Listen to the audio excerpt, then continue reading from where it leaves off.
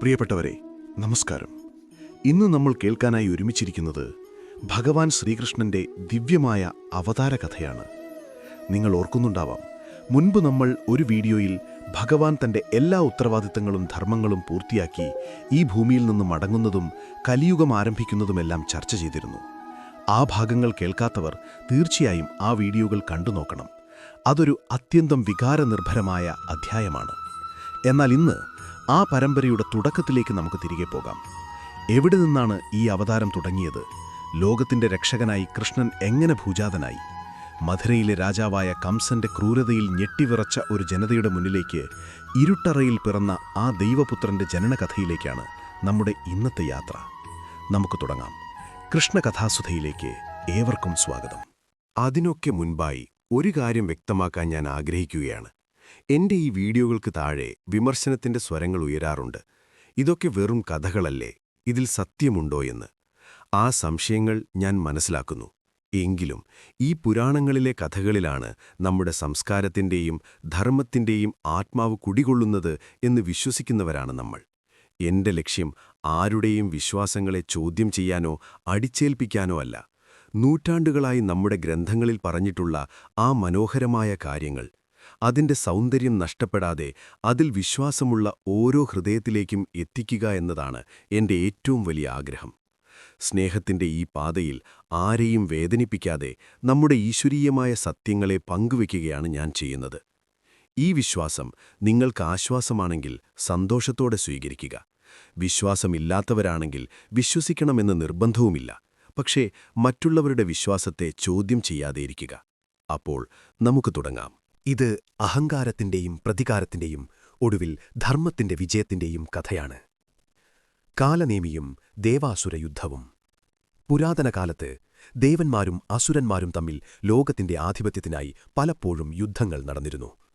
അസുരന്മാരുടെ പക്ഷത്തെ ഏറ്റവും ശക്തനും ക്രൂരനുമായിരുന്നു കാലനേമി. അവന്റെ ശക്തിയിൽ അഹങ്കരിച്ച് ദേവലോകത്തെ നശിപ്പിക്കാൻ അവൻ പലപ്പോഴും ശ്രമിച്ചു. കാലനേമി അട്ടഹസിച്ചുകൊണ്ടു പറഞ്ഞു, "നിങ്ങളുടെ ദേവന്മാർക്കെന്നെ തോൽപ്പിക്കാൻ കഴിയില്ല. ദേവന്മാരുടെ രാജാവായ ഇന്ദ്രൻ പോലും എന്റെ മുന്നിൽ മുട്ടുമടക്കി. ഈ പ്രപഞ്ചം ഇനി എന്റെ കാൽക്കീഴിലാകും." ദേവന്മാർ ആശങ്കയിലായി. ഒടുവിൽ അവർ തങ്ങളുടെ രക്ഷകനായ മഹാവിഷ്ണുവിന്റെ അരികിൽ അഭയം തേടി. ഇന്ദ്രൻ വിഷ്ണുവിനോട് കൈകൂപ്പി പറഞ്ഞു, "ഭഗവാനെ, കാലനേമിയുടെ അഹങ്കാരം അതിരിവിട്ടിരിക്കുന്നു. അവൻ ലോകത്തെ നശിപ്പിക്കും. അങ്ങു മാത്രമേ ഇനി ഞങ്ങൾക്ക് തുണയുള്ളൂ." വിഷ്ണു ഭഗവാൻ ദേവന്മാരെ ആശ്വസിപ്പിച്ച ശേഷം കാലനേമിയുമായി ഏറ്റുമുട്ടാൻ യുദ്ധക്കളത്തിലേക്കെത്തി. കാലനേമി ധൈര്യം സംഭരിച്ചു പറഞ്ഞു, "ഓ വിഷ്ണുവേ, ഈ യുദ്ധം നമുക്കിടയിൽ നേരത്തെ തുടങ്ങേണ്ടതായിരുന്നു. എന്റെ ശക്തിയെ അങ്ങറിയുന്നില്ല." വിഷ്ണു ഭഗവാൻ സ്നേഹത്തോടെ എന്നാൽ തീർത്തു പറഞ്ഞു, "കാലനേമി, നിനക്കെന്റെ ശക്തി അറിയാം.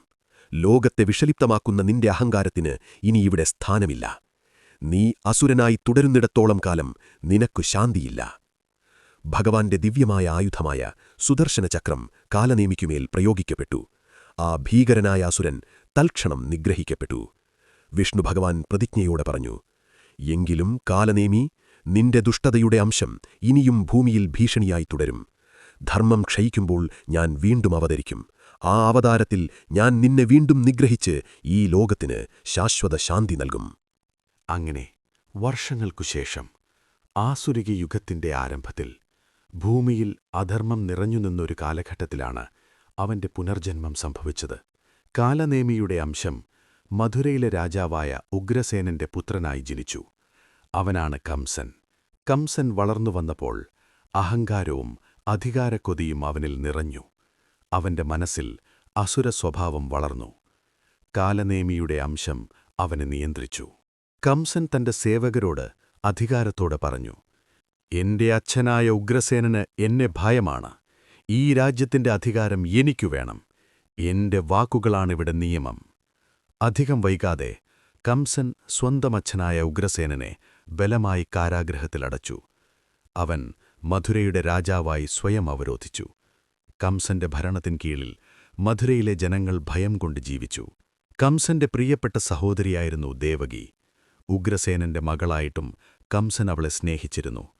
ദേവകിയെ വിഷ്ണുവംശത്തിൽ പിറന്ന വസുദേവരുമായി വിവാഹം കഴിപ്പിക്കാൻ കംസൻ തീരുമാനിച്ചു. ദേവകിയുടെ വിവാഹം കഴിഞ്ഞ ശേഷം കംസൻ രഥമോടിച്ച് അവരെ യാത്രയാക്കുന്നു.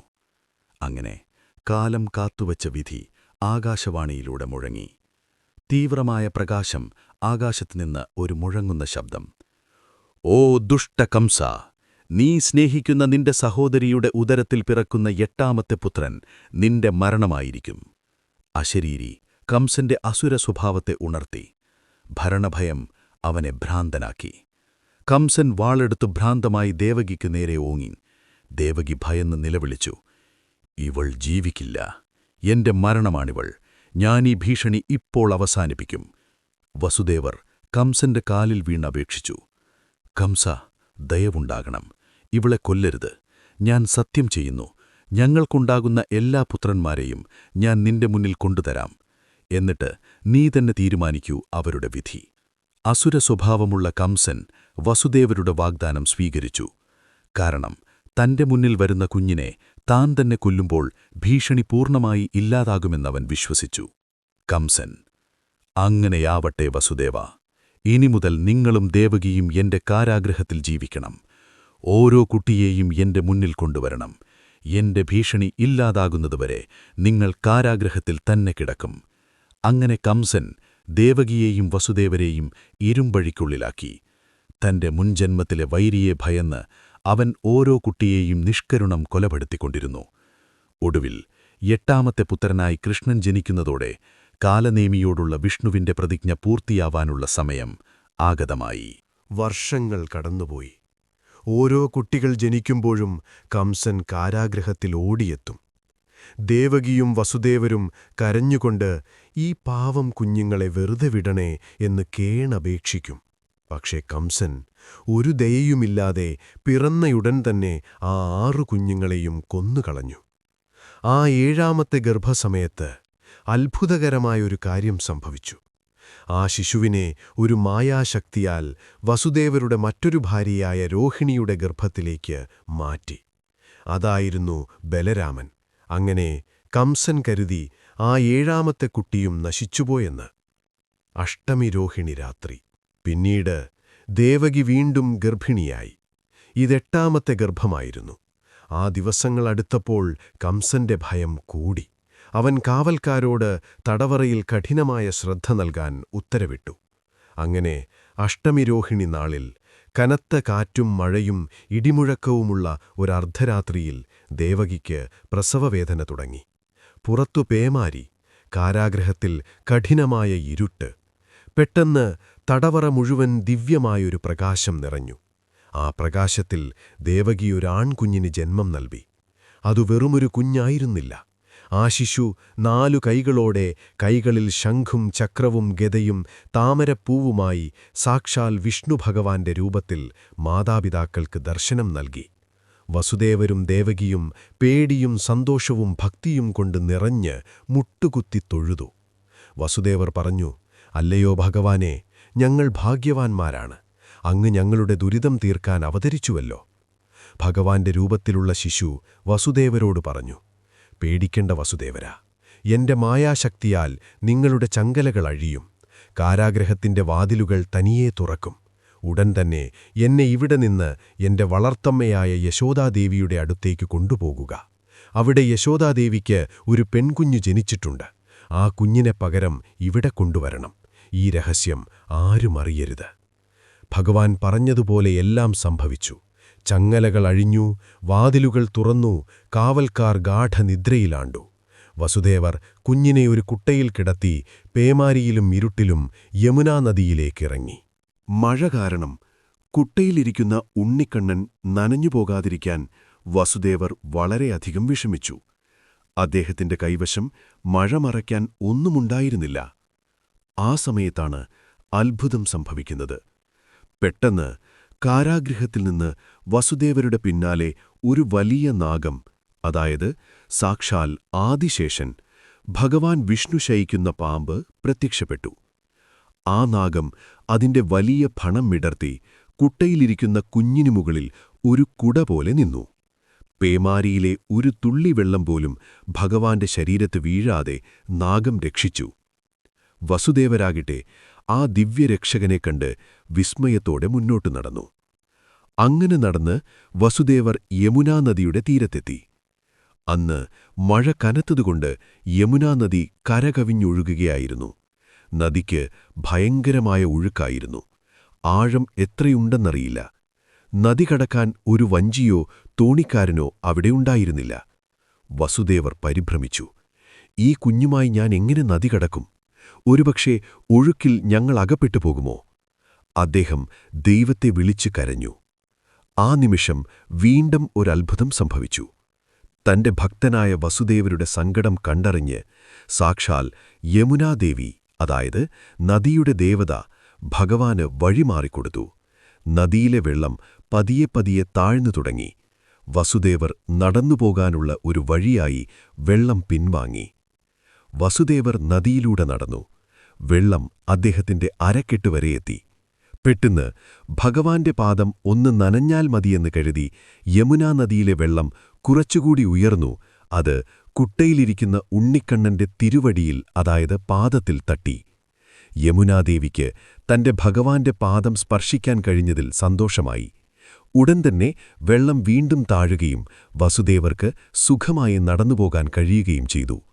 അങ്ങനെ ആദിശേഷന്റെ കുടയും യമുനയുടെ വഴിമാറിക്കൊടുത്തലും കാരണം ഒരു തടസ്സവുമില്ലാതെ വസുദേവർ കുട്ടിക്കണ്ണനെ സുരക്ഷിതമായി ഗോകുലത്തിലെ നന്ദഭവനത്തിലെത്തിച്ചു. ഗോകുലത്തിലെ മുഖ്യ വസുദേവരുടെ ഉറ്റ സുഹൃത്തായ നന്ദഗോപരുടെയും അദ്ദേഹത്തിന്റെ ഭാര്യ യശോദാദേവിയുടെയും ഭവനമാണ് വസുദേവർ ലക്ഷ്യമിട്ടത്. നന്ദഭവനത്തിൽ അവിടെ എത്തിയപ്പോൾ നന്ദഗോപരുടെയും യശോദാദേവിയുടെയും വീടും നിശബ്ദമായിരുന്നു. വീട്ടിലെ എല്ലാവരും ഗാഢമായ ഉറക്കത്തിലായിരുന്നു. അന്ന് യശോദാദേവിക്കും പ്രസവമായിരുന്നു. വസുദേവർ പതിയെ വീടിന്റെ ഉള്ളിലേക്ക് പ്രവേശിച്ചു.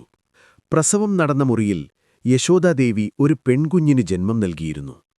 പ്രസവശേഷമുള്ള ക്ഷീണത്തിൽ യശോദാദേവി അഗാധമായ ഉറക്കത്തിലായിരുന്നു.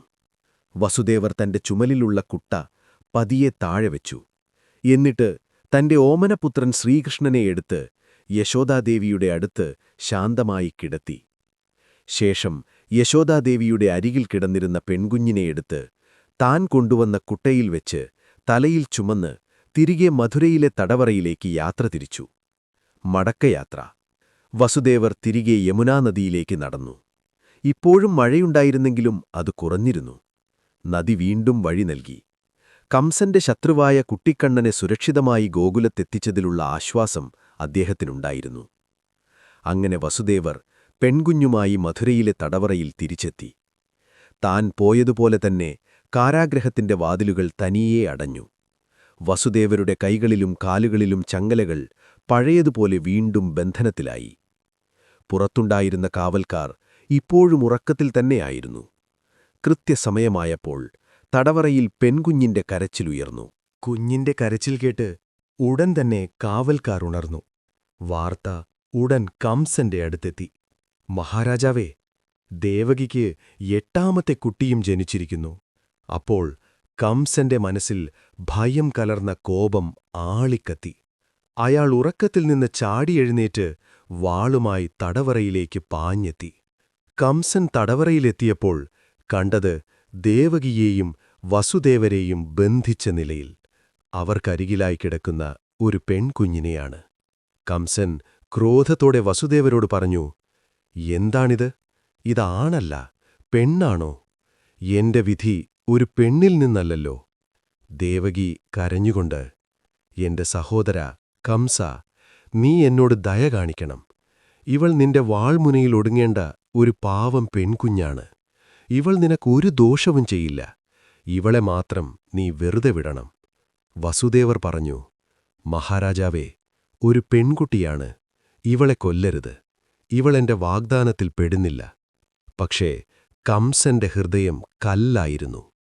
കംസൻ ചിരിച്ചുകൊണ്ട്, ഹേ, നീങ്ങി നിൽക്ക്. ആണോ പെണ്ണോ എന്നെനിക്കറിയണ്ട. എന്റെ മരണത്തെ തടയാൻ എനിക്കറിയാം. ഒട്ടും ദയയില്ലാതെ കംസൻ ആ പിഞ്ചുകുഞ്ഞിനെ ദേവകിയുടെ കയ്യിൽ നിന്ന് ബലമായി പിടിച്ചുവാങ്ങി. തറയിൽ അടിച്ചു കൊല്ലാനായി കംസൻ കുഞ്ഞിനെ ഉയർത്തിപ്പിടിച്ചു. ആ നിമിഷം ആരും പ്രതീക്ഷിക്കാത്ത ഒരു അത്ഭുതം സംഭവിച്ചു. ആ പെൺകുഞ്ഞ് കംസന്റെ കൈകളിൽ നിന്ന് വഴുതി ഒരു മിന്നൽ പിടറുപോലെ ആകാശത്തേക്ക് ഉയർന്നു പൊങ്ങി. അവിടെ അത്ഭുതകരമായ രൂപത്തിൽ 8 കൈകളോടു കൂടിയ ഒരു ദേവിയായി ആ കുഞ്ഞു മാറി. കംസൻ ഭയന്നു വിറച്ചുപോയി. അത് മായാദേവിയായിരുന്നു. ആകാശത്തുയർന്ന ദേവി ഭീകരമായൊരു മുഴക്കത്തോടെ കംസനോട് വിളിച്ചു പറഞ്ഞു, ഹേ ദുഷ്ടനായ കംസാ, എന്നെ എറിഞ്ഞിട്ട് നിനക്കെന്തു നേടാൻ? നിന്നെ കൊല്ലുവാനുള്ളവനും നിന്റെ അന്ത്യം കുറിക്കുവാനുള്ളവനും ഇതിനോടകം പിറന്നുകഴിഞ്ഞിരിക്കുന്നു. നിന്റെ അന്തകൻ ഇപ്പോൾ സുരക്ഷിതനായി ഗോകുലത്തിൽ വളരുന്നുണ്ട്. നിന്റെ നാളുകൾ എണ്ണപ്പെട്ടുകഴിഞ്ഞു. ഈ മുന്നറിയിപ്പ് നൽകിയ ശേഷം മായാദേവി ആകാശത്തുനിന്ന് അപ്രത്യക്ഷയായി. കംസൻ തന്റെ കയ്യിൽ ഒന്നുമില്ലാതെ കണ്ണുകൾ മിഴിച്ച് വിയർത്തൊലിച്ച് തടവറയിൽ നിന്നുപോയി. ഭയം അവന്റെ ഉള്ളിൽ ഒരു തീയായി ആളിക്കത്തി. കംസൻ: ഗോകുലമോ? ഗോകുലത്തിൽ എന്റെ ശത്രു! ഇതായിരുന്നു കംസന്റെ ജീവിതത്തിലെ ഏറ്റവും വലിയ ഞെട്ടൽ. ഗോകുലത്തിൽ തനിക്കുള്ള ശത്രുവിനെ കൊല്ലാനായി അവൻ അടുത്ത പദ്ധതികൾ ആസൂത്രണം ചെയ്യാൻ തുടങ്ങി. മായാദേവിയുടെ മുന്നറിയിപ്പ് കേട്ടതിനുശേഷം കംസന്റെ ഉറക്കം നഷ്ടപ്പെട്ടു. തന്റെ ഭരണസിംഹാസനത്തെ ഇളക്കിമറിക്കാൻ പോകുന്ന ആ കുഞ്ഞ് എവിടെയാണെന്ന് ചിന്തിച്ച് അവൻ അസ്വസ്ഥനായി.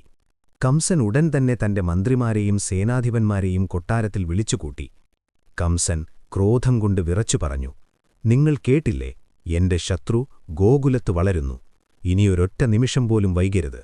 ഗോകുലത്തിലും അടുത്ത ഗ്രാമങ്ങളിലുമായി കഴിഞ്ഞ 10 ദിവസത്തിനുള്ളിൽ ജനിച്ച എല്ലാ ശിശുക്കളെയും ഉടൻ കൊന്നുകളയണം.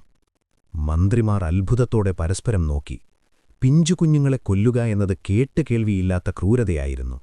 എന്തിനാണ് നിങ്ങൾ മടിച്ചു നിൽക്കുന്നത്? എന്റെ വാക്കുകൾ ശ്രദ്ധിക്കുക. ആ കുട്ടികളിൽ ആരെങ്കിലുമായിരിക്കും എന്റെ മരണം. അത് പെൺകുട്ടിയായാലും ആൺകുട്ടിയായാലും ശരി, ആരും ജീവിച്ചിരിക്കരുത്. കംസൻ അലറി.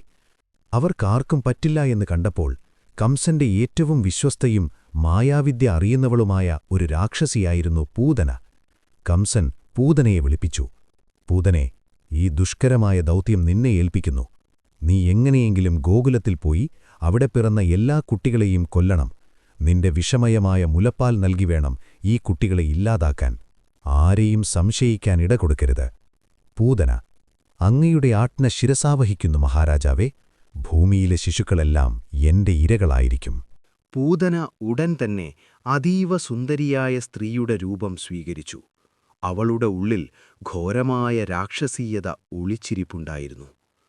ഒരു ദയയുള്ള അമ്മയെപ്പോലെ അവൾ ഗോകുലത്തിലേക്ക് യാത്രയായി. ഗോകുലത്തിൽ ഇപ്പോഴും ആഘോഷത്തിലായിരുന്നു. നന്ദഗോപരും യശോദാദേവിയും തങ്ങളുടെ ഉണ്ണിക്കണ്ണനെ ലാളിച്ചു കഴിയുകയായിരുന്നു. നന്ദഗോപർ ഗോകുലത്തിലെ ഗോക്കളെയും സമ്പത്തുകളുമെല്ലാം ദാനമായി നൽകി കൃഷ്ണന്റെ ജനനം ഗംഭീരമായി ആഘോഷിച്ചു. നന്ദഗോപരുടെ ഭവനം മുഴുവൻ സന്തോഷവും സംഗീതവും നിറഞ്ഞുനിന്നു. ഈ ആഘോഷത്തിനിടയിലേക്കാണ് പൂതന മെല്ലെ നടന്നുവന്നത്. പൂതന മനോഹരമായ വേഷത്തിൽ പറഞ്ഞു, ആഹാ, ഇവിടെ ഒരു കുഞ്ഞു പിറന്നിരിക്കുന്നു. ഈ ലോകത്തിലെ ഏറ്റവും ഭാഗ്യമുള്ള അമ്മയാണ് യശോദാദേവി. അവളുടെ രൂപം കണ്ടാൽ ആർക്കും സംശയം തോന്നില്ല. ഒരമ്മയുടെ വാത്സല്യത്തോടെ അവൾ യശോദാദേവിയുടെ അടുത്തെത്തി. ദേവി, ഈ കുഞ്ഞിന്റെ മുഖമൊന്ന് കാണട്ടെ. ഞാൻ 1000 അനുഗ്രഹങ്ങൾ നൽകാം, പൂതന പറഞ്ഞു. യശോദാദേവി നിറഞ്ഞ സന്തോഷത്തോടെ ഉണ്ണിക്കണ്ണനെ പൂതനയുടെ കൈകളിലേക്ക് നൽകി. പൂതന സന്തോഷം അഭിനയിച്ച് കുഞ്ഞിനെ വാങ്ങി. അവളുടെ മനസ്സിൽ വിഷം പുരട്ടിയ സ്തനങ്ങൾ നൽകി ഈ കുഞ്ഞിനെ നിമിഷനേരം കൊണ്ട് കൊല്ലാം എന്ന ക്രൂര ചിന്തയായിരുന്നു. അവൾ കൃഷ്ണനെ മാറോടണച്ചു. അവൾ വിഷം പുരട്ടിയ മുലപ്പാൽ നൽകാൻ തുടങ്ങിയ ഉടനെ 6 ദിവസം മാത്രം പ്രായമുള്ള ആ ഉണ്ണിക്കണ്ണന്റെ മുഖത്ത് ഒരു ദിവ്യമായ ചിരി വിരിഞ്ഞു. ഉണ്ണിക്കണ്ണൻ പാല് കുടിക്കാൻ തുടങ്ങി. പൂതനയുടെ മനസ്സിൽ സന്തോഷമായിരുന്നു. ഞാനിവനെ വിഷം കൊടുത്തു കൊന്നിരിക്കുന്നു. ഇനി കംസൻ എനിക്ക് വലിയ സമ്മാനം തരും. എന്നാൽ അവൾ ഞെട്ടിപ്പോയി. പൂതനയ്ക്ക് സഹിക്കാൻ പറ്റാത്ത ഒരു വേദന തന്റെ സ്തനങ്ങളിൽ അനുഭവപ്പെട്ടു. ഉണ്ണിക്കണ്ണൻ വെറും പാലായിരുന്നില്ല കുടിച്ചത്, അവളുടെ ജീവൻ തന്നെ വലിച്ചെടുക്കുകയായിരുന്നു. ഉണ്ണിക്കണ്ണന്റെ ശക്തി പൂതനയുടെ ശരീരത്തിൽ മുഴുവൻ പടർന്നു. ആ രാക്ഷസിക്ക് തന്റെ വേദന നിയന്ത്രിക്കാൻ കഴിഞ്ഞില്ല. പൂതന അലറിക്കൊണ്ട്, "അയ്യോ, എന്റെ ജീവൻ പോകുന്നു! എന്നെ വിടൂ! ഈ കുട്ടി എന്റെ ജീവൻ കുടിച്ചെടുക്കുന്നു! എന്റെ ദേവി, രക്ഷിക്കണേ!" അവളുടെ അലർച്ച കേട്ട് യശോദാദേവിയും നന്ദഗോപരും വീട്ടിലുള്ള മറ്റുള്ളവരും പരിഭ്രമിച്ചങ്ങോട്ട് ഓടിവന്നു. ഈ സമയം പൂതന വേദന കൊണ്ട് പുളഞ്ഞ് താൻ വേഷം മാറിയ ആ സുന്ദരരൂപം ഉപേക്ഷിച്ച് തന്റെ യഥാർത്ഥ രാക്ഷസരൂപം പ്രാപിച്ചു. അവൾ 10 യോജന, ഏകദേശം 120 കിലോമീറ്റർ ഉയരമുള്ള ഭയങ്കരമായ ഒരു രൂപമായി മാറി. വലിയ പല്ലുകളും തീക്കണൽ പോലുള്ള കണ്ണുകളും രക്തം കുടിച്ച ചുണ്ടുകളുമായി അവൾ ഗോകുരവാസികളുടെ മുന്നിൽ നിന്നു. പൂതന പേടിപ്പെടുത്തുന്ന ശബ്ദത്തിൽ പറഞ്ഞു, "ഹേ, എന്നെ വിടൂ, ഞാൻ മരിക്കുന്നു!" ഗോകുലവാസികൾ ആ ഭീകരരൂപം കണ്ട് ഭയന്ന് ഓടിയൊളിച്ചു. ഉണ്ണിക്കണ്ണൻ ഒരു നിമിഷം പോലും പാലുകുടി നിർത്തിയില്ല. അവളുടെ പ്രാണൻ മുഴുവൻ കുടിച്ചെടുത്ത ശേഷം അവൻ പൂതനയുടെ ശരീരത്തിൽ നിന്ന് വേർപെട്ട് ഒരു താമരപ്പൂവ് പോലെ താഴേക്ക് വന്നു. ഇതോടെ ആ ഭീകരരൂപിണിയായ പൂതനയുടെ ശരീരം നിലം പതിച്ചു. ഭയങ്കരമായ ശബ്ദത്തോടെ നിലത്തു വീണ അവളുടെ ശരീരം സമീപത്തുള്ള മരങ്ങളെയും ചെടികളെയും തകർത്തെറിഞ്ഞു. പൂതനയുടെ വായിൽ നിന്നും മറ്റും വിഷത്തിന്റെയും ദുർഗന്ധത്തിന്റെയും പുകയുയർന്നു. യശോദാദേവി ഭയത്തോടെ നിലത്തു വീണ ഉണ്ണിക്കണ്ണനെ എടുത്ത് മാറോടണച്ചു. ഭഗവാന്റെ ശക്തിയാൽ ഉണ്ണിക്കണ്ണന് ഒരു പോറൽ പോലും ഏറ്റിരുന്നില്ല. പൂതന വലിയ ഒരു രാക്ഷസിയായിരുന്നെങ്കിലും ഉണ്ണിക്കണ്ണന് മുലപ്പാൽ നൽകിയതുകൊണ്ട് ഭഗവാൻ അവൾക്ക് മോക്ഷം നൽകി അനുഗ്രഹിച്ചു. അവളുടെ ദുർഗന്ധം മാറി ശരീരത്തിൽ നല്ല സുഗന്ധം പരന്നു. കൃഷ്ണന്റെ അവതാരത്തിലെ ആദ്യത്തെ അത്ഭുതമാണിത്. അതോടെ കംസന്റെ ആദ്യത്തെ ശ്രമം പരാജയപ്പെട്ടു.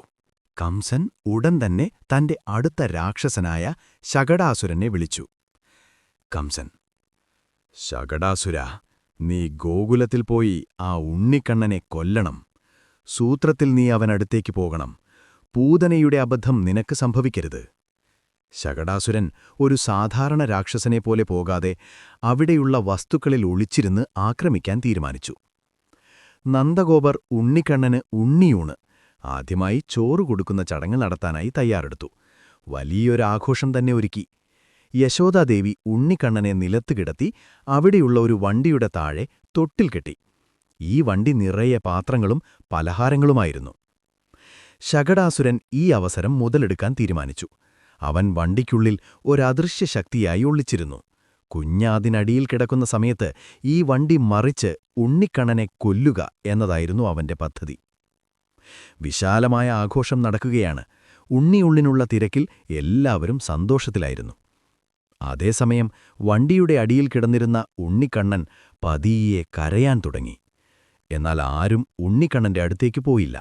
എല്ലാവരും ആഘോഷത്തിന്റെ തിരക്കിലായിരുന്നു.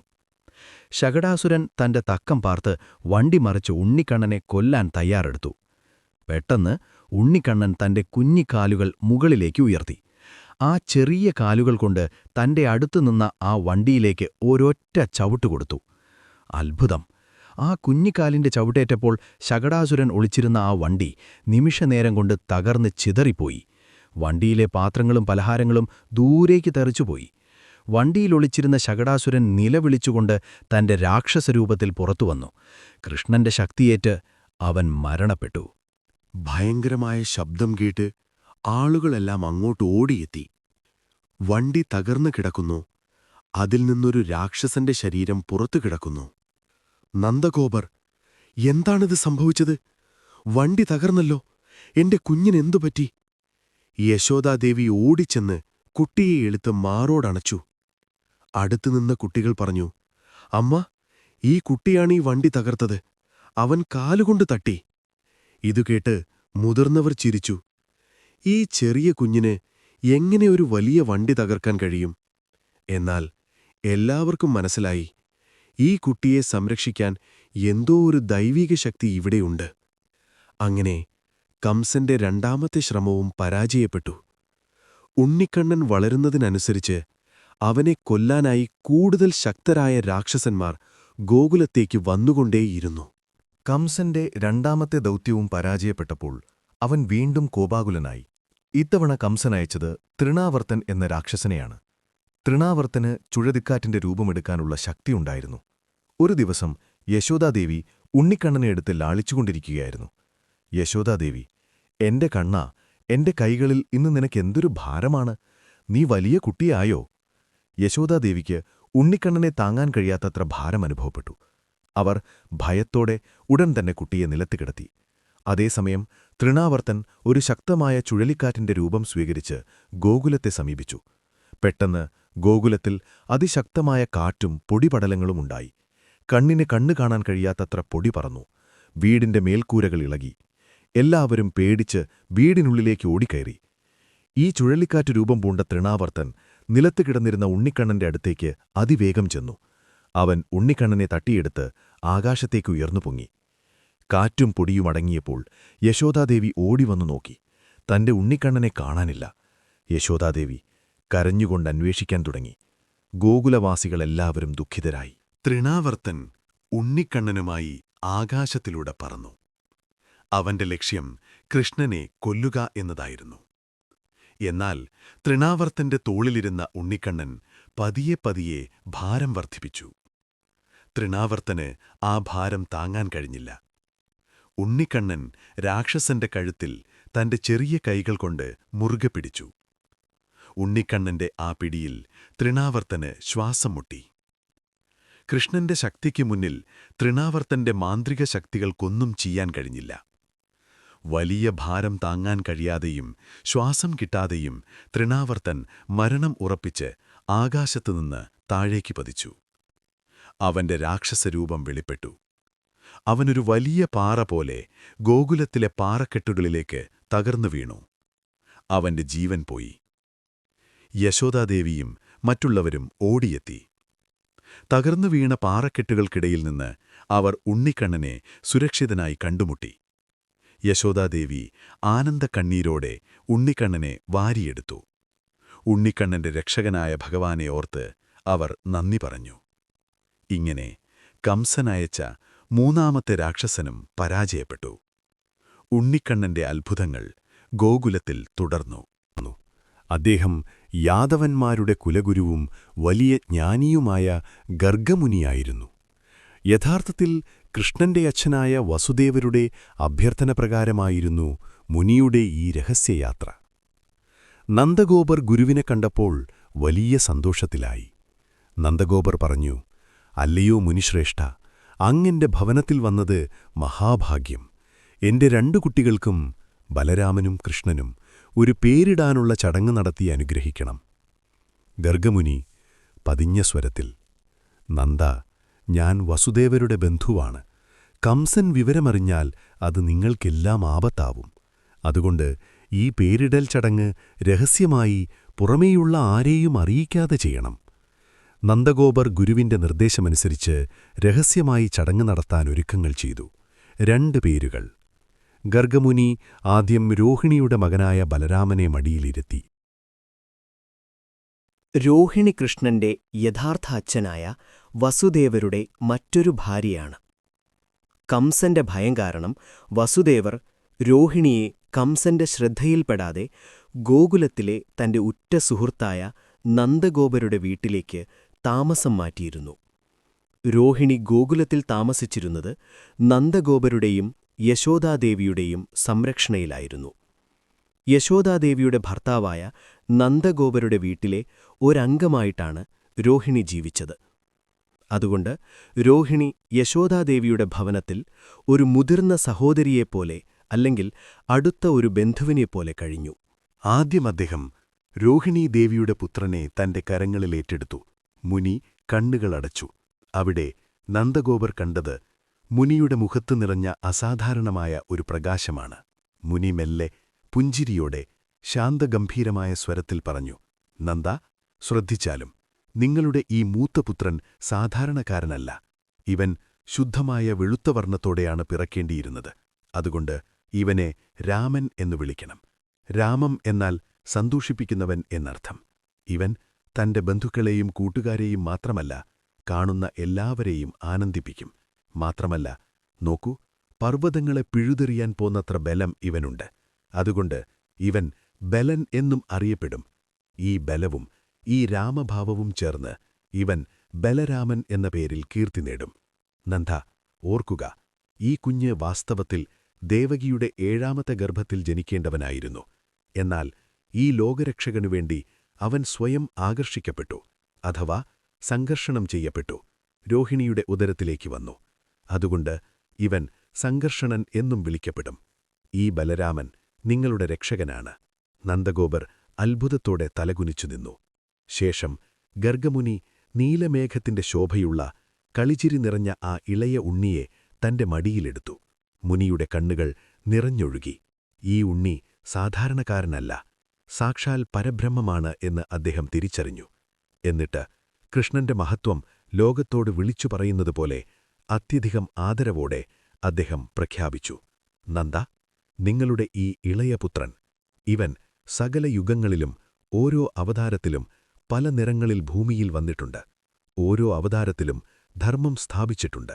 സത്യയുഗത്തിൽ വെളുത്ത നിറം, ത്രേതായുഗത്തിൽ ചുവന്ന നിറം, ദ്വാപരയുഗത്തിൽ മഞ്ഞ നിറം, അങ്ങനെ പലപ്പോഴും ഇവൻ വന്നിട്ടുണ്ട്. എന്നാലിതാ ഈ യുഗത്തിൽ ഇവൻ കാർമേഘത്തിന്റെ ശ്യാമവർണ്ണത്തോടെയാണ് അവതരിച്ചിരിക്കുന്നത്. കറുത്തത് എന്നർത്ഥം വരുന്ന കൃഷ്ണൻ എന്നായിരിക്കും ഇവൻ ലോകമെങ്ങും അറിയപ്പെടുക.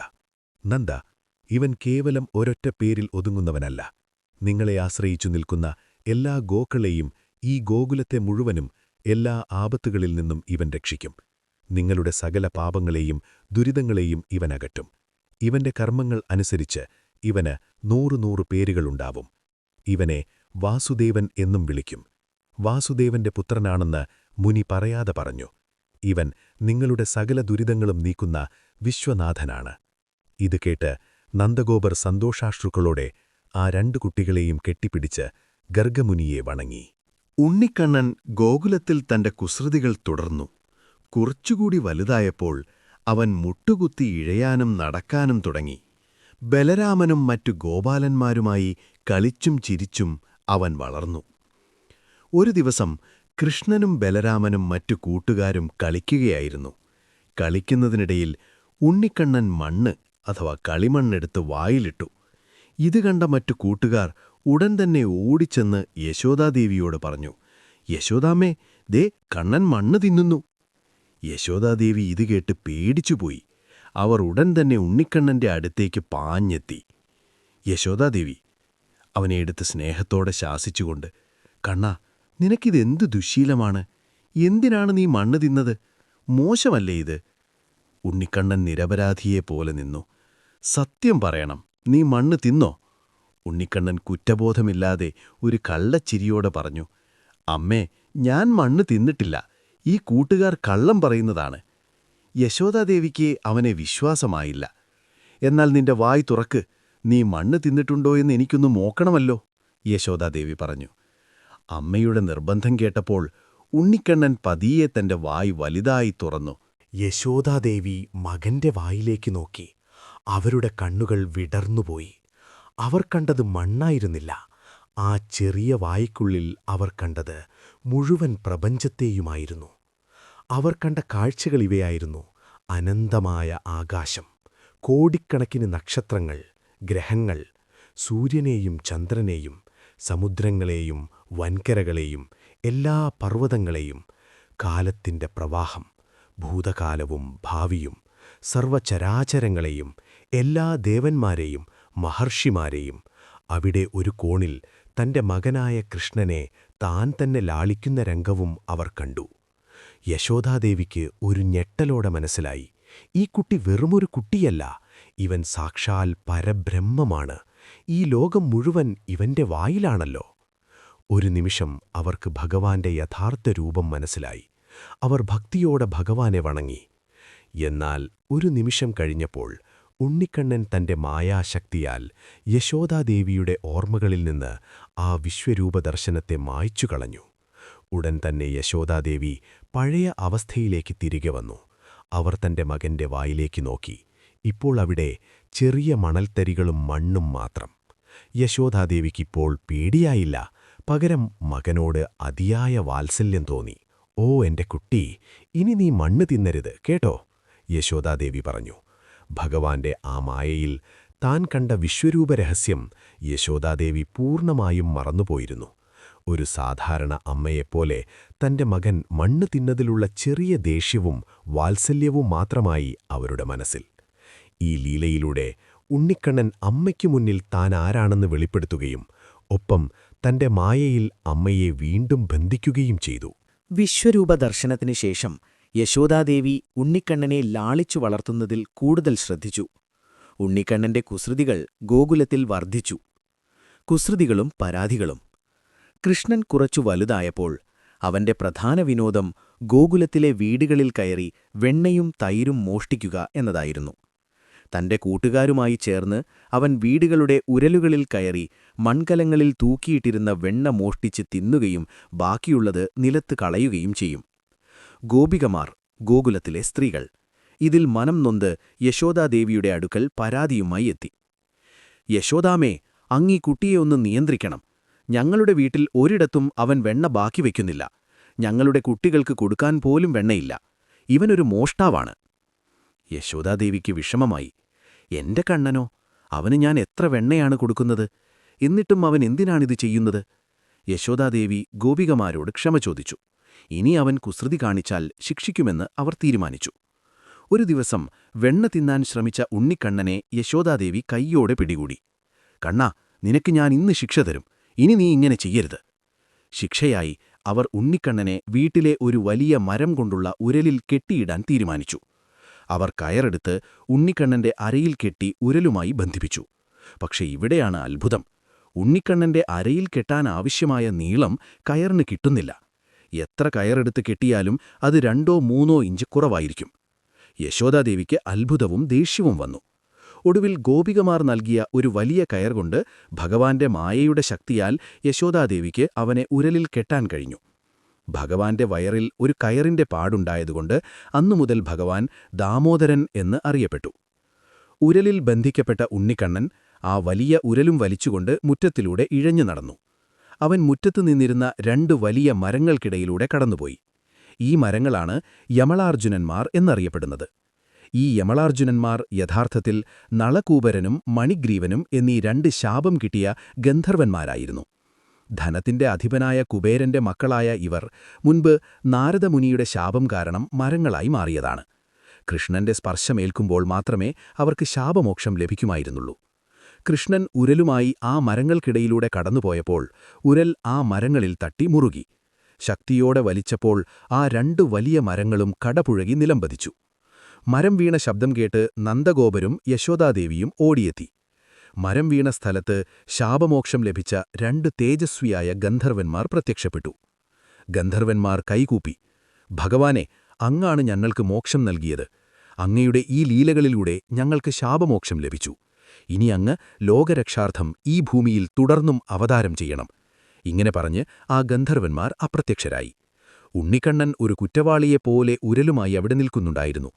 യശോദാദേവിയും നന്ദഗോപരും അത്ഭുതപ്പെട്ടു.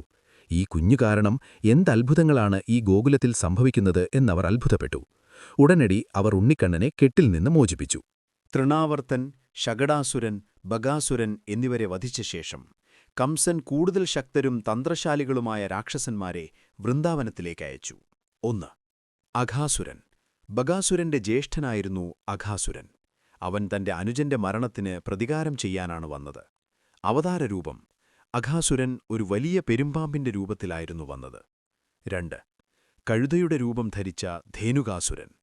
3. ഗോപാലകന്റെ രൂപം ധരിച്ച പ്രലംബാസുരൻ. 4. കുതിരയുടെ രൂപം ധരിച്ച കേശി. ഏറ്റവും ശക്തനായ രാക്ഷസന്മാരിലൊരാളായിരുന്നു കേശി. 5. കുട്ടിയായും ഗുഹയായും രൂപം ധരിച്ച വ്യോമാസുരൻ. അങ്ങനെ ഇവരെയെല്ലാം കൃഷ്ണനും ബലരാമനും ചേർന്നു വധിച്ചു. ഗോകുലത്തിൽ നടന്ന കാര്യങ്ങളെല്ലാം മധുരയിലെ കംസൻ അറിഞ്ഞു. താൻ അയച്ച ശക്തരായ രാക്ഷസന്മാർ പോലും ഒരു കുഞ്ഞിന്റെ മുന്നിൽ പരാജയപ്പെടുന്നത് കംസനെ കൂടുതൽ ഭ്രാന്തനാക്കി. ഗോകുലം മുഴുവൻ ആ കുഞ്ഞിനെ സംരക്ഷിക്കുന്നുണ്ടെന്ന് കംസന് മനസ്സിലായി. നന്ദഗോപരും മറ്റു മുതിർന്ന ഗോപാലന്മാരും ഒരുമിച്ചിരുന്ന് കാര്യങ്ങൾ ആലോചിച്ചു. നന്ദ, ഈ കുട്ടികൾ ജനിച്ചതിനു ശേഷം എത്രയോ അത്ഭുതങ്ങളാണിവിടെ നടക്കുന്നത്. എപ്പോഴും അപകടങ്ങളാണ്. പൂതനയും ശകടാസുരനും തൃണാവർത്തനും. ആർക്കും ഇവിടെ സമാധാനമില്ല. ഇവിടെ ഭയങ്കരമായ ദുഷ്യഗുണങ്ങളാണ് കാണുന്നത്. ചിലപ്പോൾ കംസൻ വീണ്ടും വലിയ രാക്ഷസന്മാരെ അയച്ചേക്കാം. നമ്മുടെ കുട്ടികളെയും ഗോക്കളെയും രക്ഷിക്കണം. നന്ദഗോപർക്കും മറ്റു ഗോപാലന്മാർക്കും ഇത് ശരിയാണെന്ന് തോന്നി. ഗോകുലത്തിനടുത്തുള്ള കൂടുതൽ ശാന്തവും മനോഹരവുമായൊരു സ്ഥലത്തേക്ക് മാറാൻ അവർ തീരുമാനിച്ചു. ശരിയാണ്, നമുക്കീ സ്ഥലം ഉപേക്ഷിക്കാം. നമ്മുടെ കന്നുകാലികൾക്ക് കൂടുതൽ പുൽമേടുകളും സുരക്ഷിതമായ അന്തരീക്ഷവുമുള്ള ഒരിടത്തേക്ക് പോകാം. ഞാൻ കേട്ടിട്ടുണ്ട്, വൃന്ദാവനം അതിമനോഹരമായൊരു സ്ഥലമാണെന്ന്. ഗോപാലന്മാരെല്ലാവരും ചേർന്ന് തങ്ങളുടെ കുടുംബങ്ങളെയും കന്നുകാലികളെയും എടുത്ത് ഗോകുലം വിടാൻ തീരുമാനിച്ചു. നന്ദഗോപർ, യശോദാദേവി, രോഹിണി, കൃഷ്ണൻ, ബലരാമൻ എന്നിവരും മറ്റു ഗോപന്മാരും ഗോപികമാരും കുട്ടികളുമായി വൃന്ദാവനത്തിലേക്ക് യാത്രയായി. ആയിരക്കണക്കിന് കന്നുകാലികൾ മുന്നിൽ നടന്നു. ഗോപികമാർ തൈരും വെണ്ണയുമായി യാത്രയായി. കൃഷ്ണനും ബലരാമനും കുട്ടികളും മറ്റു ഗോപികമാരുടെ തോളിലുമായി യാത്ര തുടർന്നു. വൃന്ദാവനം അതിമനോഹരമായൊരിടമായിരുന്നു. ഇടതൂർന്ന മരങ്ങളും കളകളാരവം പൊഴിക്കുന്ന യമുനാ നദിയും നല്ല പുൽമേടുകളും അവിടെയുണ്ടായിരുന്നു. അവിടെയെത്തിയതോടെ ഗോകുലവാസികളുടെ മനസ്സിൽ സന്തോഷം നിറഞ്ഞു.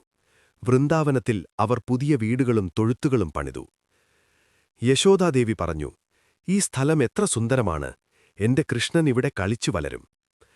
അങ്ങനെ കൃഷ്ണന്റെ ജീവിതത്തിലെ ഏറ്റവും മനോഹരമായൊരധ്യായം വൃന്ദാവനത്തിൽ ആരംഭിച്ചു. ഇവിടെയാണ് കൃഷ്ണന്റെ പ്രസിദ്ധമായ ലീലകളും രാസലീലകളും അരങ്ങേറാൻ പോകുന്നത്.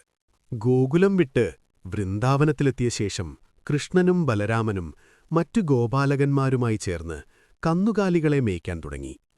പതിവുപോലെ കംസൻ തന്റെ അടുത്ത രാക്ഷസനായ വത്സാസുരനെ അയച്ചു. വത്സാസുരൻ തന്റെ രൂപം മാറ്റി പശുക്കിടാവിന്റെ രൂപമെടുത്തു. മറ്റു പശുക്കിടാക്കൾക്കൊപ്പം ചേർന്ന് അവൻ കൃഷ്ണനെ ആക്രമിക്കാൻ തക്കം പാർത്തുനിന്നു. കൃഷ്ണന്റെ തിരിച്ചറിവ്. എല്ലാ കുട്ടികളും അവരുടെ പശുക്കിടാവുകളുമായി കളിക്കുന്നതിനിടയിൽ ഉണ്ണിക്കണ്ണൻ ഈ കിടാവിന്റെ ദുഷ്ടതയും അസ്വാഭാവികതയും മനസ്സിലാക്കി. ഇതൊരു സാധാരണ പശുക്കിടാവല്ലെന്നും കംസനയച്ച രാക്ഷസനാണെന്നും കൃഷ്ണനു മനസ്സിലായി. വത്സാസുരൻ കൃഷ്ണനെ ആക്രമിക്കാൻ അടുത്തേക്ക് വന്നപ്പോൾ കൃഷ്ണൻ ഒട്ടും താമസിച്ചില്ല. ആ പശുക്കിടാവിനെ അതിവേഗം പിൻകാലുകളിൽ പിടിച്ചെടുത്തു. ശക്തിയോടെ അതിനെ കറക്കി സമീപത്തുണ്ടായിരുന്ന കപിദ്ധവൃക്ഷത്തിൽ എറിഞ്ഞുകളഞ്ഞു. വൃക്ഷത്തിൽ തകർന്ന രാക്ഷസൻ തന്റെ യഥാർത്ഥ രാക്ഷസരൂപം പ്രാപിച്ച് നിലം പതിച്ചു മരിച്ചുപോയി. വലിയ ശബ്ദത്തോടെ മരം വീണതും രാക്ഷസൻ മരിച്ചതും കണ്ട് ഗോപാലകന്മാർ അത്ഭുതപ്പെട്ടു. ഈ ചെറിയ കുട്ടിയാണ് ഈ രാക്ഷസനെ കൊന്നതെന്ന് അവർ വിശ്വസിച്ചു. ഇങ്ങനെ കംസന്റെ അടുത്ത ശ്രമവും വൃന്ദാവനത്തിൽ പരാജയപ്പെട്ടു. കൃഷ്ണൻ തന്റെ ലീലകളിലൂടെ വൃന്ദാവനത്തിലെ കന്നുകാലികളെയും സുഹൃത്തുക്കളെയും സംരക്ഷിച്ചുകൊണ്ടു വളർന്നു. കൃഷ്ണൻ ബാല്യം കഴിഞ്ഞ് കൗമാരത്തിലേക്ക് കടന്നു. കൃഷ്ണൻ തന്റെ കൗമാര സുഹൃത്തുക്കളോടൊപ്പം കന്നുകാലികളെ മേയ്ക്കുന്ന കാലം. ഒരിക്കൽ വൃന്ദാവനത്തിലെ ഗോപാലകന്മാർ അവരുടെ ഗ്രാമത്തിലെ ഒരു വലിയ ആഘോഷത്തിനായി ഒരുക്കങ്ങൾ നടത്തുകയായിരുന്നു. വർഷം തോറും അവർക്ക് മഴയും ഐശ്വര്യവും നൽകുന്ന ദേവേന്ദ്രനെ പൂജിക്കുന്ന ചടങ്ങായിരുന്നു അത്. നന്ദഗോപർ പറഞ്ഞു, "മക്കളെ, വേഗം വേണം. ഇന്ദ്രന് യാഗം ചെയ്യാനുള്ള പാൽ, വെണ്ണ, നെയ് എന്നിവയെല്ലാം ശേഖരിച്ചു വെക്കണം. ഇന്ദ്രൻ സന്തോഷിച്ചാൽ നമുക്ക് സമൃദ്ധമായ മഴ കിട്ടും." കൃഷ്ണൻ ഇത് കേട്ട് തന്റെ അച്ഛൻ നന്ദഗോപരുടെ അടുത്തെത്തി. കൃഷ്ണൻ പുഞ്ചിരിയോടെ ചോദിച്ചു, "അച്ഛാ, എന്തിനാണ് നമ്മൾ ഇന്ദ്രനെ പൂജിക്കുന്നത്? ഈ യാഗം കൊണ്ട് നമ്മൾക്കെന്താണ് നേട്ടം?" നന്ദഗോപർ പറഞ്ഞു, "കണ്ണാ, മഴയുടെ ദേവനാണ് ഇന്ദ്രൻ. ഇന്ദ്രൻ കോപിച്ചാൽ നമുക്ക് മഴ കിട്ടില്ല. മഴ പെയ്തില്ലെങ്കിൽ പുല്ലുണ്ടാവില്ല, പശുക്കൾക്ക് പാലുണ്ടാവില്ല, നമുക്കാർക്കും ജീവിക്കാൻ കഴിയില്ല. അങ്ങനെയെങ്കിൽ നമ്മളെ സംരക്ഷിക്കുന്നവരെ പൂജിക്കുന്നതല്ലേ ശരി? ഈ മഴ പെയ്യുന്നതിന്റെ കാരണം ഇന്ദ്രനല്ല, നമ്മുടെ ഗോവർദ്ധന പർവ്വതമാണ്. ഈ പർവ്വതമാണ് കാർമേഘങ്ങളെ തടഞ്ഞു നിർത്തി മഴ തരുന്നതും നമ്മുടെ പശുക്കൾക്ക് പുല്ലും വെള്ളവും നൽകുന്നതും." കൃഷ്ണൻ പറഞ്ഞു. കൃഷ്ണന്റെ ഈ വാക്കുകൾ കേട്ട് നന്ദഗോപരും മറ്റു ഗോപാലകന്മാരും ചിന്തിച്ചു. കൃഷ്ണൻ തുടർന്നു, "അതുകൊണ്ട് നമ്മളിനി ഇന്ദ്രനെ പൂജിക്കേണ്ട. നമ്മുടെ ജീവിതത്തിനാധാരമായ ഈ ഗോവർദ്ധന പർവ്വതത്തെയും അതിനോടൊപ്പം നമ്മുടെ പശുക്കളെയും നമ്മൾ പൂജിക്കണം. ആ പർവ്വതത്തിന് ചുറ്റും നടന്ന് ബഹുമാനം നൽകണം." കൃഷ്ണന്റെ യുക്തിപരമായ വാക്കുകൾ ഗോപാലന്മാർക്ക് ബോധ്യമായി. അവർ ഇന്ദ്രപൂജ ഉപേക്ഷിച്ച് ഗോവർദ്ധന പർവ്വതത്തിന് വലിയൊരു യാഗം നടത്താൻ തീരുമാനിച്ചു. കൃഷ്ണൻ പറഞ്ഞതാണ് ശരി. നമുക്കിന്നു മുതൽ ഗോവർദ്ധനനെ പൂജിക്കാം. അങ്ങനെ ഗോപാലകന്മാർ പലഹാരങ്ങളും വിഭവങ്ങളുമായി ഗോവർദ്ധന പർവ്വതത്തെ പൂജിച്ചു. കൃഷ്ണൻ തന്നെയായിരുന്നു അതിന് നേതൃത്വം നൽകിയത്. ഗോകുലവാസികൾ തന്റെ പൂജയുപേക്ഷിച്ച് ഗോവർദ്ധന പർവ്വതത്തെ പൂജിച്ചു എന്നറിഞ്ഞപ്പോൾ ഇന്ദ്രദേവന് വല്ലാതെ കോപം വന്നു. തന്റെ അധികാരം ചോദ്യം ചെയ്യപ്പെട്ടതിൽ ഇന്ദ്രന് ദുഃഖവും അഹങ്കാരവും തോന്നി. ഇന്ദ്രൻ ക്രോധത്തോടെ പറഞ്ഞു, "എന്റെ അധികാരം ചോദ്യം ചെയ്യാൻ ആ ഗോപാലകന്മാർക്ക് ആരാണ് അധികാരം നൽകിയത്? ആ കുട്ടി ആരായാലും ശരി, ഞാൻ അവരെ ശിക്ഷിച്ചിരിക്കും." ഇന്ദ്രൻ ഉടൻ തന്നെ ലോകത്തിലെ ഏറ്റവും ഭീകരമായ മേഘങ്ങളെ വിളിച്ച് ഗോകുലം നശിപ്പിക്കാൻ ഉത്തരവിട്ടു. അടുത്ത നിമിഷം അതിശക്തമായ പേമാരിയും ഇടിയും മിന്നലുമായി മഴ വൃന്ദാവനത്തിൽ തകർത്തു പെയ്യാൻ തുടങ്ങി. ഗോപാലകന്മാരും പശുക്കളും ഭയന്നു വിറച്ചു. ആർക്കും ഒളിച്ചിരിക്കാൻ ഒരിടവും കിട്ടിയില്ല.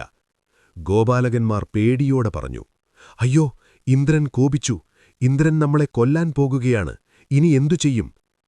കണ്ണാ, നീയാണല്ലോ ഇത് ചെയ്യാൻ പറഞ്ഞത്. ഞങ്ങളെ രക്ഷിക്കണേ." ആ സമയത്ത് കൃഷ്ണൻ ശാന്തനായി മുന്നോട്ടു വന്നു. "നിങ്ങൾ പേടിക്കേണ്ട. ഗോവർദ്ധനൻ നമ്മളെ രക്ഷിക്കും. ഞാൻ നിങ്ങളെ രക്ഷിക്കാം." കൃഷ്ണൻ എല്ലാവരെയും ചേർത്തു നിർത്തി. പതിയെ തന്റെ ഇടതുകൈയിലെ ചെറുവിരൽ ഗോവർദ്ധന പർവ്വതത്തിലേക്ക് വെച്ചു. ഒരൊറ്റ നിമിഷം കൊണ്ട് കൃഷ്ണൻ ആ വലിയ ഗോവർദ്ധന പർവ്വതത്തെ കുടപോലെ ഉയർത്തി. "നിങ്ങളെല്ലാവരും നിങ്ങളുടെ പശുക്കളോടും സാധനങ്ങളോടും കൂടി ഈ പർവ്വതത്തിന് താഴെ സുരക്ഷിതമായി വന്നുകൊള്ളുക. ഒരു തുള്ളി വെള്ളം പോലും നിങ്ങളെ നനയ്ക്കാതെ ഞാൻ സംരക്ഷിക്കും." ഗോപാലകന്മാരും പശുക്കളും സന്തോഷത്തോടെ ഗോവർദ്ധന പർവ്വതത്തിന്റെ അടിയിൽ അഭയം തേടി. 7 ദിവസം രാവും പകലും ഇന്ദ്രൻ മഴ പെയ്യിച്ചു. എന്നാൽ ഒരു തുള്ളി വെള്ളം പോലും ഗോവർദ്ധനത്തിന് താഴെ വീണില്ല. 7 ദിവസത്തിനു ശേഷം തന്റെ എല്ലാ ശക്തിയും ഉപയോഗിച്ചിട്ടും കൃഷ്ണനെ തോൽപ്പിക്കാൻ കഴിയില്ലെന്ന് ഇന്ദ്രനു മനസ്സിലായി. താൻ യുദ്ധം ചെയ്യുന്നത് ഒരു സാധാരണ ബാലനോടല്ല, സാക്ഷാൽ മഹാവിഷ്ണുവിനോടാണെന്ന് ഇന്ദ്രനു മനസ്സിലായി. ഇന്ദ്രൻ തന്റെ അഹങ്കാരത്തിൽ പശ്ചാത്തപിച്ച് മഴ നിർത്തി. ഇന്ദ്രൻ ആകാശത്തുനിന്ന് താഴെയിറങ്ങി കൃഷ്ണന്റെ കാൽക്കൽ വീണ് മാപ്പു പറഞ്ഞു. അങ്ങനെ ഗോവർദ്ധന പർവ്വതത്തെ തിരികെ വെച്ച് കൃഷ്ണൻ ഗോപാലകന്മാരെ രക്ഷിച്ചു. ഈ സംഭവം കൃഷ്ണന്റെ അവതാരോദ്ദേശ്യം വിളിച്ചോതുന്ന ഏറ്റവും പ്രധാനപ്പെട്ട കഥയായി മാറി. അന്നുമുതൽ കൃഷ്ണൻ ഗോവർദ്ധനധാരി എന്നും അറിയപ്പെട്ടു. ഇതുപോലെ അത്യന്തം പ്രശസ്തമായ കഥയാണ് കൃഷ്ണന്റെ കാളിയമർദ്ദനം. ഈ കഥ നടക്കുന്നത് കൃഷ്ണന്റെ ബാല്യകാലത്ത് വൃന്ദാവനത്തിൽ വെച്ചാണ്. കൃഷ്ണനും ഗോപാലകന്മാരും തങ്ങളുടെ കന്നുകാലികളെ യമുനാനദിയുടെ തീരത്തുള്ള പുൽമേടുകളിൽ മേയ്ക്കുന്ന സമയം. വൃന്ദാവനത്തിലെ യമുനാനദിക്ക് ഒരു പ്രത്യേക സ്ഥലത്ത് ഭയങ്കരമായ വിഷമയമുണ്ടായിരുന്നു. അതിന് കാരണക്കാരനായിരുന്നു കാളിയൻ എന്ന ഭീകരനായ സർപ്പം. കാളിയൻ വളരെ വിഷമുള്ള ഒരു നാഗമായിരുന്നു. അവൻ യമുനാനദിയുടെ ഒരു ഭാഗത്ത് തമ്പടിച്ചിരുന്നു. കാളിയന്റെ വിഷം കാരണം നദിയിലെ വെള്ളം കറുക്കുകയും ആ വിഷവായു കാരണം നദിക്കരയിലെ ചെടികളും മരങ്ങളും കരിഞ്ഞുണങ്ങുകയും ചെയ്തിരുന്നു. ആ നദിയിലെ വെള്ളം കുടിച്ചാൽ പശുക്കളും ഗോപാലകന്മാരും മരിച്ചുപോകുമായിരുന്നു. യമുനാനദിയുടെ ആ ഭാഗം എല്ലാവർക്കും പേടി സ്വപ്നമായിരുന്നു. ഒരു ദിവസം കൃഷ്ണനും ബലരാമനുമില്ലാത്ത സമയത്ത് പശുക്കളും മറ്റു ഗോപാലകന്മാരും ദാഹം സഹിക്കാതെ അറിയാതെ കാളിയൻ വിഷം കലർത്തിയ നദിയിലെ വെള്ളം കുടിച്ചുപോയി. ഉടൻ തന്നെ വിഷമേറ്റ് പശുക്കളും കുട്ടികളും ബോധരഹിതരായി നിലം പതിച്ചു. ഇത് കണ്ട കൃഷ്ണനും ബലരാമനും ഉടൻ തന്നെ അവിടേക്ക് ഓടിയെത്തി. കൃഷ്ണൻ തന്റെ ദിവ്യമായ ശക്തിയുപയോഗിച്ച് അവരെ നോക്കി. നിമിഷനേരം കൊണ്ട് വിഷം മാഞ്ഞ് എല്ലാവരും ഉണർന്നെഴുന്നേറ്റു. എങ്കിലും ഈ അപകടത്തിന് കാരണക്കാരനായ കാളിയനെ ഇനിയും വെറുതെ വിടാൻ കഴിയില്ലെന്ന് കൃഷ്ണൻ തീരുമാനിച്ചു. കൃഷ്ണൻ തന്റെ കൂട്ടുകാരോട്, "നിങ്ങൾ ഭയപ്പെടേണ്ട, ഞാനിവനെ ഇന്നോടെ ഇല്ലാതാക്കും" എന്നു പറഞ്ഞ് ധൈര്യം കൊടുത്തു. കാളിയൻ തമ്പടിച്ചിരുന്ന ആ വിഷം നിറഞ്ഞ പൊയ്കയുടെ അടുത്തേക്ക് കൃഷ്ണൻ നടന്നു. കൃഷ്ണൻ പൊയ്കയുടെ കരയിലുണ്ടായിരുന്ന കദംബവൃക്ഷത്തിൽ കയറി. അവിടെ നിന്ന് ഒട്ടും ഭയമില്ലാതെ ആ വിഷം നിറഞ്ഞ വെള്ളത്തിലേക്ക് ചാടി വീണു. വിഷം നിറഞ്ഞ വെള്ളത്തിൽ കൃഷ്ണൻ കളിക്കുന്നത് കണ്ട് കാളിയൻ കോപാകുലനായി. കാളിയൻ ഗർജിച്ചുകൊണ്ടു പറഞ്ഞു, "ആരാണീ കുട്ടി എന്റെ വിഷം നിറഞ്ഞ ലോകത്തേക്ക് ധൈര്യത്തോടെ കടന്നുവന്നിരിക്കുന്നത്? ഇവന്റെ അന്ത്യം ഞാൻ കുറിക്കും." വലിയ ശരീരവും നൂറുകണക്കിന് പത്തികളുമുള്ള കാളിയൻ ഭീകരമായ രൂപത്തിൽ വെള്ളത്തിനു മുകളിലേക്കുയർന്നു. അവൻ കൃഷ്ണനെ തന്റെ വിഷമുള്ള ശരീരം കൊണ്ട് ചുറ്റിവരിഞ്ഞു.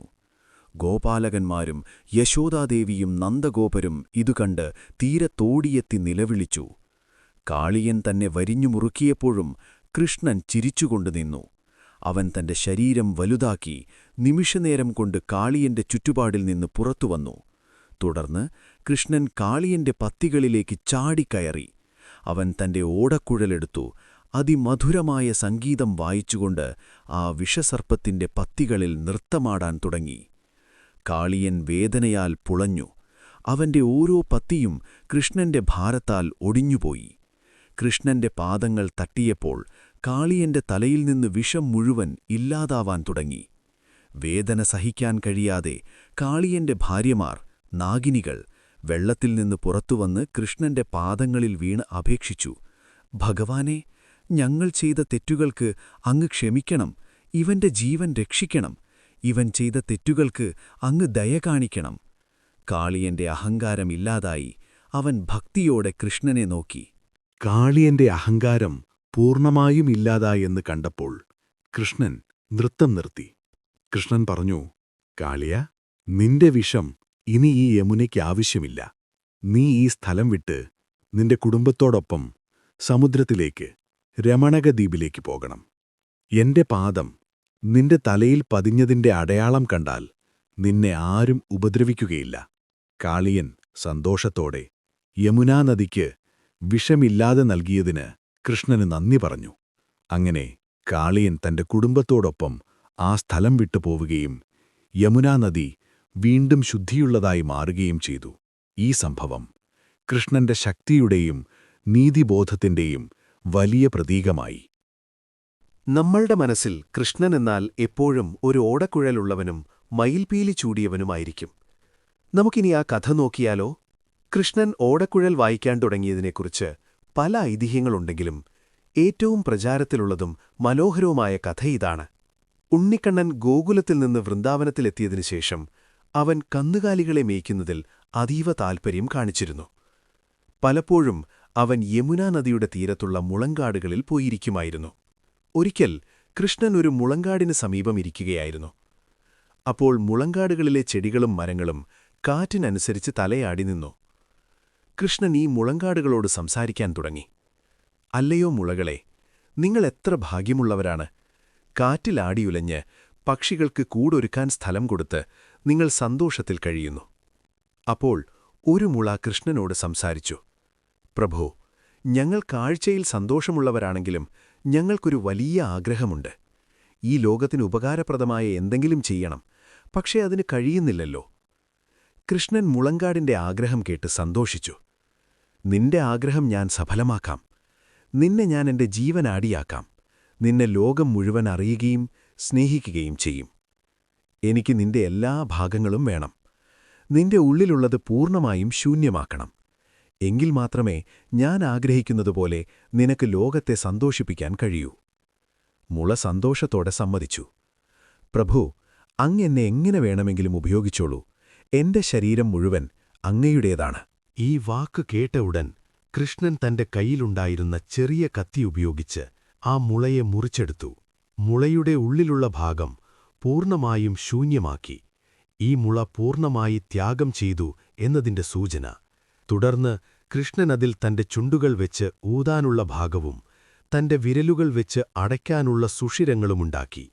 ആ മുള ലോകത്തിലെ ഏറ്റവും മനോഹരമായ സംഗീതം പുറപ്പെടുവിക്കാൻ കഴിയുന്ന ഓടക്കുഴലായി മാറി. തന്റെ ഇഷ്ടപ്പെട്ട സുഹൃത്തായ ഓടക്കുഴലിനെ കൃഷ്ണൻ എന്നും തന്റെ ചുണ്ടോടും ഹൃദയത്തോടും ചേർത്തുവെച്ചു. ഓടക്കുഴൽ വായിക്കുമ്പോൾ ആ നാദം കേട്ട് ഗോപികമാരും ഗോപാലകന്മാരും കന്നുകാലികളും എന്തിനേറെ യമുനാ നദി പോലും നിശ്ചലയായി നിന്നുപോകുമായിരുന്നു. ആ ഓടക്കുഴൽ നാദം ലോകം മുഴുവൻ സന്തോഷവും ആനന്ദവും പരത്തി. ഇങ്ങനെയാണ് കൃഷ്ണൻ തന്റെ പ്രിയപ്പെട്ട ഓടക്കുഴലിനെ കണ്ടെത്തിയതും അതിൽ സംഗീതം വായിക്കാൻ തുടങ്ങിയതും. എന്നാൽ ചില പുരാണങ്ങൾ പറയുന്നത് ഭഗവാൻ ശിവൻ ദധിച്ചി മുനിയുടെ എല്ലുകൾ കൊണ്ടുണ്ടാക്കി കൃഷ്ണന് സമ്മാനമായി നൽകിയെന്നുമാണ്. വൃന്ദാവനം പ്രകൃതി സൗന്ദര്യത്തിന് പേരുകേട്ട സ്ഥലമായിരുന്നു. വൃക്ഷങ്ങളും മൃഗങ്ങളും പക്ഷികളും നിറഞ്ഞ ആ കാടുകളിൽ കൃഷ്ണൻ തന്റെ കന്നുകാലികളെ മേയ്ക്കുമായിരുന്നു. ഒരു ദിവസം കൃഷ്ണനും ഗോപാലകന്മാരും ചേർന്ന് കുന്നിൻ ചെരുവുകളിൽ ഇരിക്കുകയായിരുന്നു. അപ്പോൾ കാർമേഘങ്ങൾ ആകാശത്തൊരുമിക്കുകയും തണുത്ത കാറ്റുവീശുകയും ചെയ്തു. പെട്ടെന്ന് മഴ പെയ്യാൻ തുടങ്ങി. മഴ കണ്ടപ്പോൾ അവിടുത്തെ മയിലുകൾ സന്തോഷം കൊണ്ട് നൃത്തം ചെയ്യാൻ തുടങ്ങി. ആ കാഴ്ച അതിമനോഹരമായിരുന്നു. മയിലുകൾ അവയുടെ വർണ്ണാഭമായ പീലികൾ വിടർത്തി വട്ടത്തിൽ കറങ്ങി നൃത്തമാടി. കൃഷ്ണൻ ആ മയിലുകളുടെ സന്തോഷത്തിൽ പങ്കുചേരാൻ തീരുമാനിച്ചു. അവന്റെ ഓടക്കുഴലെടുത്തു അതിമധുരമായൊരു സംഗീതം വായിക്കാൻ തുടങ്ങി. കൃഷ്ണന്റെ ഓടക്കുഴൽ നാദം കേട്ടതോടെ നൃത്തം ചെയ്തിരുന്ന മയിലുകൾക്ക് ആവേശം വർദ്ധിച്ചു. അവ പരവേശത്തോടെ നൃത്തമാടി ആ നാദത്തിൽ ലയിച്ചുപോയി. കൃഷ്ണന്റെ ചുറ്റും മയിലുകൾ നൃത്തം ചെയ്യുന്ന ആ കാഴ്ച കാണാൻ മറ്റു മൃഗങ്ങളും പക്ഷികളും വരെ വന്നു ചേർന്നു. മഴ തോർന്നു, പക്ഷെ മയിലുകൾ നൃത്തം നിർത്തിയില്ല. അവർ കൃഷ്ണന്റെ സംഗീതത്തിൽ ലയിച്ച് വളരെ നേരം നൃത്തം തുടർന്നു. ഒടുവിൽ കൃഷ്ണൻ തന്റെ ഓടക്കുഴൽ നാദം നിർത്തി. മയിലുകളുടെ രാജാവ്, മയിലുകളുടെ കൂട്ടത്തിലെ തലവൻ, കൃഷ്ണന്റെ സംഗീതത്തിന് നന്ദി പറയാൻ വേണ്ടി വിനയത്തോടെ കൃഷ്ണന്റെ അടുത്തേക്ക് വന്നു. ആ നൃത്തത്തിനിടയിൽ മയിൽ രാജാവിന്റെ ഏറ്റവും മനോഹരമായ ഒരു പീലി താഴെ വീണിരുന്നു. മയിൽ രാജാവ് ആ പീലി കൊക്കിലെടുത്ത് കൃഷ്ണന്റെ കാൽക്കൽ ഗുരുദക്ഷിണയായി വെച്ചു. പ്രഭോ, അങ്ങയുടെ സംഗീതത്തിന് ആനന്ദത്തിന് പകരം നൽകാൻ ഞങ്ങളുടെ കയ്യിലൊന്നുമില്ല. അങ്ങ് ഞങ്ങളുടെ നൃത്തത്തിന് നൽകിയ ആനന്ദത്തിന് പകരമായി ഞങ്ങളുടെ സ്നേഹത്തിന്റെ ഈ അടയാളം അങ്ങ് സ്വീകരിക്കണം. കൃഷ്ണൻ ആ സമ്മാനം സന്തോഷത്തോടെ സ്വീകരിച്ചു. കൃഷ്ണൻ ആ മനോഹരമായ മയിൽപീലിയെടുത്ത് തന്റെ തലയിലെ കിരീടത്തിൽ ചൂടി. അങ്ങനെ മയിലുകളുടെ സ്നേഹത്തിന്റെയും ഭക്തിയുടെയും അടയാളമായി മയിൽപീലി കൃഷ്ണന്റെ ഏറ്റവും പ്രധാനപ്പെട്ട ആഭരണമായി മാറി. ഇത് കൃഷ്ണൻ പ്രകൃതിയോടും ജീവജാലങ്ങളോടും എത്രത്തോളം അടുപ്പമുള്ളവനായിരുന്നു എന്ന് സൂചിപ്പിക്കുന്നു. പ്രിയപ്പെട്ടവരെ, ഗോവർദ്ധനോദ്ധാരണത്തോടെ ഉണ്ണിക്കണ്ണന്റെ ബാല്യത്തിലെ അത്ഭുതലീലകൾക്ക് ഒരു പ്രധാന സമാപനമായി. നമ്മൾ കണ്ടല്ലോ, വിഷം നിറഞ്ഞ പൂതനയെ വധിച്ച് അവൻ അമ്മയ്ക്ക് ശാന്തി നൽകി. പകയും ക്രൂരതയുമായി വന്ന ശകടാസുരനെയും തൃണാവർത്തനെയും അവൻ നിഷ്പ്രയാസമില്ലാതാക്കി. യമുനയിലെ വിഷം തീർത്ത് കാളിയനെ ഒതുക്കി നദിക്ക് ശുദ്ധി നൽകി. ഇന്ദ്രന്റെ അഹങ്കാരത്തെ ഇല്ലാതാക്കി അവൻ ഗോവർദ്ധന പർവ്വതത്തെ കുടയായി ഉയർത്തി. ഇതുവരെയുള്ള കൃഷ്ണന്റെ ജീവിതം വൃന്ദാവനത്തിലെ കളിചിരികളും ഗോപാലകന്മാരുമായുള്ള സൗഹൃദവുമായിരുന്നു. എന്നാൽ ഇനി വരാനിരിക്കുന്നത് മറ്റൊരു ലോകമാണ്. ഇതുവരെ അവനെ കൊല്ലാൻ വന്ന രാക്ഷസന്മാരെയെല്ലാം അവൻ ഒറ്റയ്ക്ക് നേരിട്ടെങ്കിൽ ഇനി നടക്കാൻ പോകുന്നത് വലിയ യുദ്ധങ്ങളും ധർമ്മസംസ്ഥാപനങ്ങളുമാണ്. ഇനി വൃന്ദാവനത്തിലെ ഓടക്കുഴൽ നാദത്തിന്റെ മധുരം മാറി മധുരയിലെ യുദ്ധകാഹളങ്ങൾ മുഴങ്ങാൻ സമയമായി. കാരണം ഉണ്ണിക്കണ്ണനെ കാത്തിരിക്കുന്നത് അവനെ എന്നും ഭയത്തോടെ നോക്കുന്ന തന്റെ മാതുലൻ അഥവാ അമ്മാവനായ കംസനാണ്. അവന്റെ ലക്ഷ്യം തന്റെ യഥാർത്ഥ മാതാപിതാക്കളായ ദേവകിയെയും വസുദേവനെയും തടവറയിൽ നിന്ന് മോചിപ്പിക്കുക എന്നതാണ്. ഈ ലോകത്തിൽ ധർമ്മം വീണ്ടും സ്ഥാപിക്കുക എന്നതാണ് അവന്റെ അവതാര ദൗത്യം. ഇനിയാണ് കൃഷ്ണൻ തന്റെ യഥാർത്ഥ ജീവിത ലക്ഷ്യത്തിലേക്ക് കടക്കുന്നത്. വൃന്ദാവനത്തിലെ ഈ ലീലകളെല്ലാം അവൻ ഒരുങ്ങാനുള്ള വേദിയായിരുന്നു. അതുകൊണ്ട് ഇനി നമുക്ക് കാണാനുള്ളത് മധുരയിൽ വെച്ച് കൃഷ്ണൻ കംസനെ വധിക്കുന്നതും തന്റെ രാജധാനിയായ ദ്വാരകയിലേക്ക് പോകുന്നതുമാണ്. പ്രിയപ്പെട്ടവരെ, ഈ അവസരത്തിൽ ഒരു കാര്യം ഞാൻ നിങ്ങളുമായി പങ്കുവയ്ക്കാൻ ആഗ്രഹിക്കുകയാണ്. നമ്മുടെ പുരാണകഥകൾ ഓരോന്നും കേവലം ഒരു വ്യക്തിയുടെ മാത്രം വിവരണത്തിൽ ഒതുങ്ങുന്നവയല്ല. ഒരൊറ്റ സംഭവത്തെക്കുറിച്ചു തന്നെ പല ദേശങ്ങളിൽ പല കാലഘട്ടങ്ങളിൽ പല രീതിയിലുള്ള കഥകളും വ്യാഖ്യാനങ്ങളും നമ്മൾ കേൾക്കുന്നുണ്ട്. അതുകൊണ്ടുതന്നെ ഞാനിവിടെ പറഞ്ഞ കഥാസന്ദർഭങ്ങൾ മാത്രമാണ് ശരി എന്ന് ഒരു രീതിയിലും നമുക്കുറച്ചു നിൽക്കാൻ കഴിയില്ല. ഞാൻ വിവരിച്ച ഈ കഥകൾക്ക് പുറമേ നിങ്ങൾ ഇതിൽ നിന്ന് വ്യത്യസ്തമായോ കൂടുതൽ വിശദമായോ ഉള്ള കഥകൾ കേട്ടിട്ടുണ്ടെങ്കിൽ അത് മറ്റുള്ളവർക്കും ഉപകാരപ്രദമാകുന്ന രീതിയിൽ കമന്റുകളായി രേഖപ്പെടുത്തണമെന്ന് ഞാൻ വിനീതമായി അഭ്യർത്ഥിക്കുന്നു. അങ്ങനെയാവുമ്പോൾ ഈ അറിവ് കൂടുതൽ വിപുലമാവുകയും സത്യത്തിൻ്റെ പല മുഖങ്ങൾ നമുക്കെല്ലാവർക്കും ഒരുപോലെ അറിയാൻ സാധിക്കുകയും ചെയ്യും. അപ്പോൾ നമ്മുടെ ഓമനക്കുട്ടനായ ശ്രീകൃഷ്ണന്റെ കഥാവിശേഷങ്ങൾ നിങ്ങൾക്കെല്ലാവർക്കും ഇഷ്ടമായി എന്ന് ഞാൻ വിശ്വസിക്കുന്നു. നമ്മുടെ ഈ അവതാര കഥാപരമ്പരയിലെ കൂടുതൽ ലീലകളും വിശേഷങ്ങളും നമുക്ക് തുടർന്നുള്ള ദിവസങ്ങളിൽ കേൾക്കാം. ഈ കഥകൾ നിങ്ങൾക്കിഷ്ടമായെങ്കിൽ ദയവായി ലൈക്ക് ചെയ്യുക, നിങ്ങളുടെ സുഹൃത്തുക്കളുമായി ഷെയർ ചെയ്യുക. ഒപ്പം ഈ ദിവ്യകഥകൾ മുടങ്ങാതെ കേൾക്കാനായി ഈ ചാനൽ സബ്സ്ക്രൈബ് ചെയ്യാനും മറക്കരുത്. നന്ദി, നമസ്കാരം. അടുത്ത ഭാഗത്ത് വീണ്ടും കാണാം.